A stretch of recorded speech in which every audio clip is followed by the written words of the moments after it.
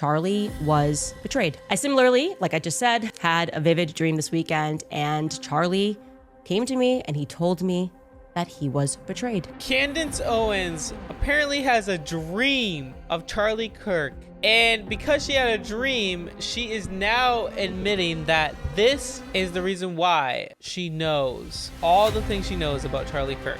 It's crazy. And her reason for justifying that this is true is kind of wild. But let's get right into it, guys. I'll share this with you. You can take it or you can leave it, but Charlie was betrayed. I know this. I've known this really since the first second, but I rarely have vivid dreams. And I did, in fact, have a very vivid one over the weekend. In fact, the last time that I had a super vivid dream, I was pregnant. It tends to happen a lot to women when they're pregnant. But in that dream from 2023, my former producer of the show and I were standing in the control room, and she told me that she was 26 weeks pregnant. This is in the dream. And she told me exactly what month the baby was coming. I asked her in the dream, is it a boy? Is it a girl? And she said, it's a boy.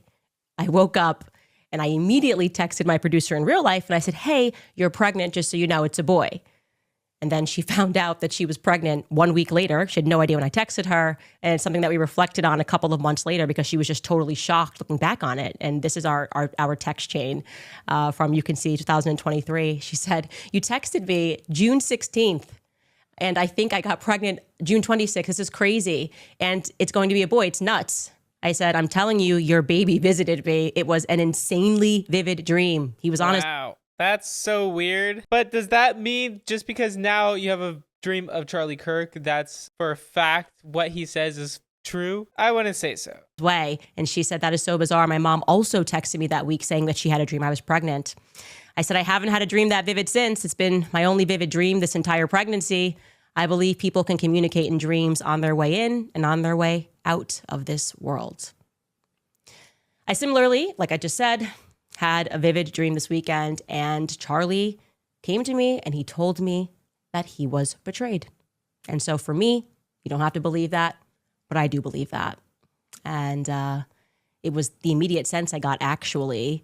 And I don't know who exactly it is that betrayed him, but I also felt in the dream that it is soon going to be revealed, that it's actually inevitable that it is going to be revealed, that there is nothing. That would be crazy. To say, though, you're basing this all off of a dream is wild. I think it's important to know, like, yes, you can have dreams and they can be from God, but also if you've been thinking this your whole entire life, thinking that he was betrayed ever since he died, you're gonna start thinking that you're gonna start having dreams about this. So that's just the reality. And don't get me wrong, there's some dreams that just literally seem to be coming true. Like, I remember when I was working at church as a children's pastor, some mom came up to me and said that I dreamt you met your wife or you got married. The next day, I texted this girl, Isabella, and ended up she was my wife a year later. That was crazy. So dreams are real, but they're not always real. I will say that for a fact. And no one that is going to stop the truth from coming out, and it is going to have international consequences. Take that to the bank. Quote me on that. Women tend to have a stronger intuition about people, I would say. I think it was the writer, producer Conrad Flynn that recently went on to Tucker Carlson's show, and he discussed that phenomenon in the context of the persecution of Christ. He's talking about Pontius Pilate's wife warning him not to persecute Jesus. Take a listen to that portion of their conversation.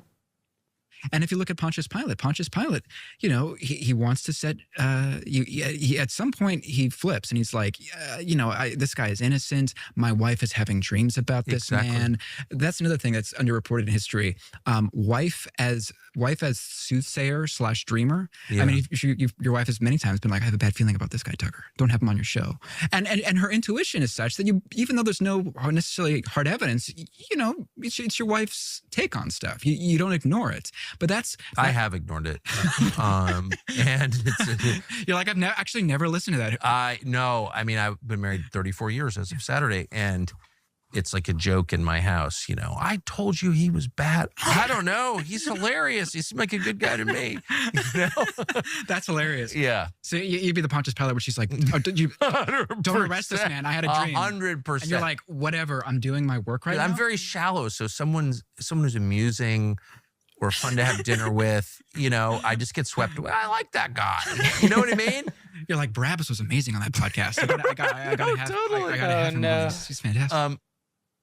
It's actually really funny because I'm recapping conversations that I've had with Tucker where I'm like, I don't know why you trust that person at all. He's obviously a bad guy. And he's like, really, I like him. I had a really nice dinner with him. But does that mean all wives, all people, every time they have a dream means that it's true? Yeah, I think that God, as a married couple, God speaks to both of you. I think if God is calling you to do something, he's going to call both of you because you guys are married. You were together. And that is amazing confirmation for sure. So listen. Anyways, obviously what they're accurately describing, I should say, especially between a husband and a wife, definitely my relationship with my husband, I can say that from almost the very moment that I learned that Charlie was not going to make it, I said to George through tears that he was betrayed. And now we're all just sort of on this journey to find out by who. So I released a text message yesterday, dropped it on the world, and it caused, and this is putting it mildly, a lot of panic. As I said, the chatter on X was top tier. Emphasis on the tier because there were a lot of them being shed by everyone who was discounting me. She's this, she's that, she's lying. Charlie never changed his mind. He was committed to Israel to the day he died. In fact, he almost died for Israel. That was the vibe they were putting down, and I was getting angrier and angrier and angrier. But self-control always pays off. Mm-hmm. There were moments on X where people were, after this text message was revealed, almost like bargaining, like, please, this can't be real. Let me show you. They're making fake messages themselves. This is how easy it is to make a fake message, that this cannot be real. They were accusing, deluding themselves into believing whatever was necessary for them not to accept the reality that I was telling the truth. Of course, I was telling the truth. Here's just a few of my favorites. This is Village Crazy Lady, who I love, Mel, who was responding to an absurdity that was being presented by Ashton Forbes. Mel said, these losers are down so bad right now that they are literally using their own attack lines for defense.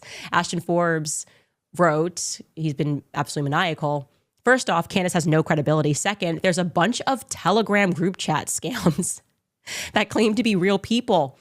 Okay, yes, the messages that she showed were authenticated by Turning Point USA.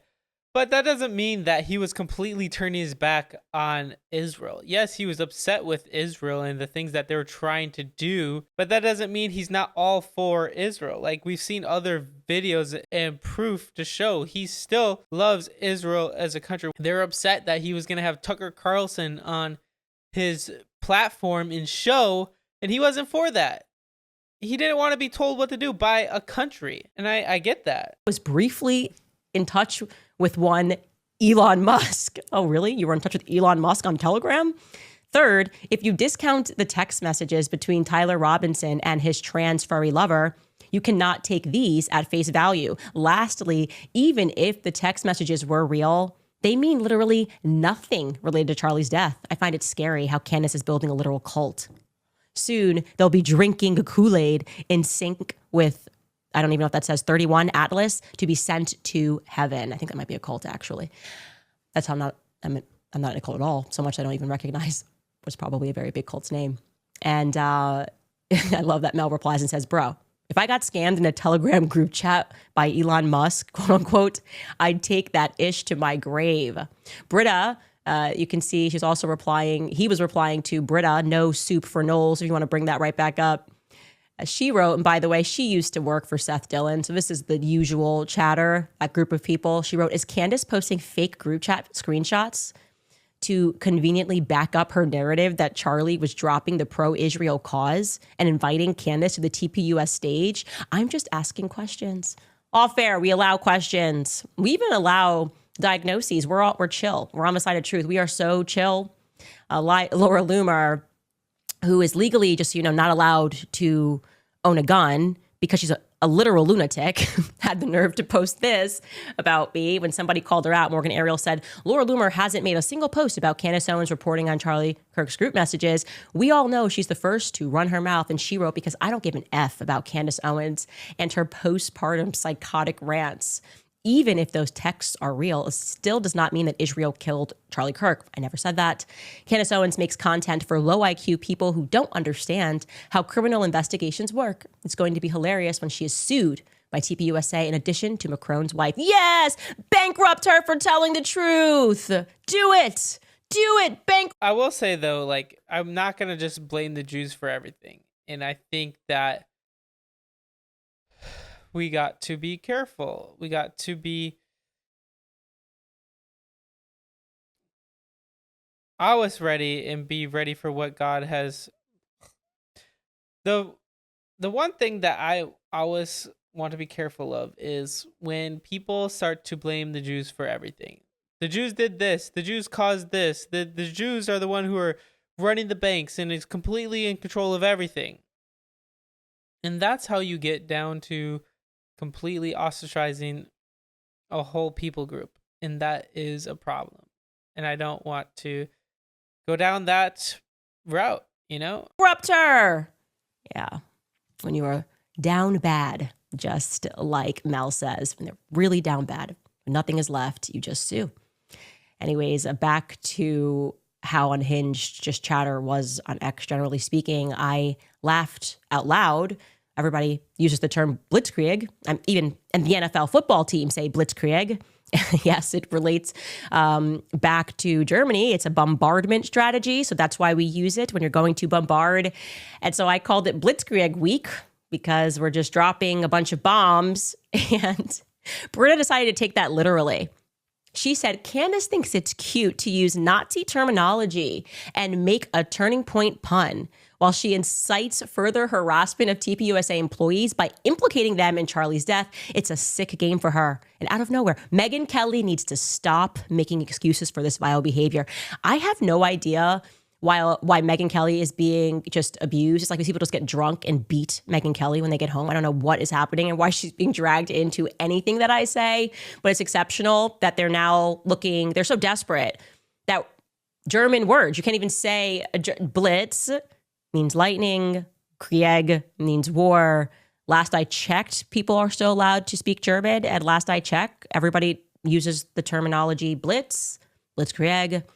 Washington Post certainly does when they're describing things that's happening at the White House. Never heard blitzkrieg, but obviously a football term is blitz, to rush the quarterback. I don't know. I would love to know what you guys think. Do you think that this was all a conspiracy? Was this all made up? I don't think so. I think not everything is black or white. I think there's a lot of nuances. There's a lot of things playing hand in hand. Do I think there's some secret agenda trying to get rid of Charlie Kirk? Probably not. I really do think that just people are evil and they wanted to kill Charlie Kirk based off of political views or Christian opposing views. That's my opinion. So I'd love to know what you guys think, though, in the comments below, whatever that may be. Anyway, guys, hit the like button and subscribe if you haven't. And always remember, guys, Jesus loves you.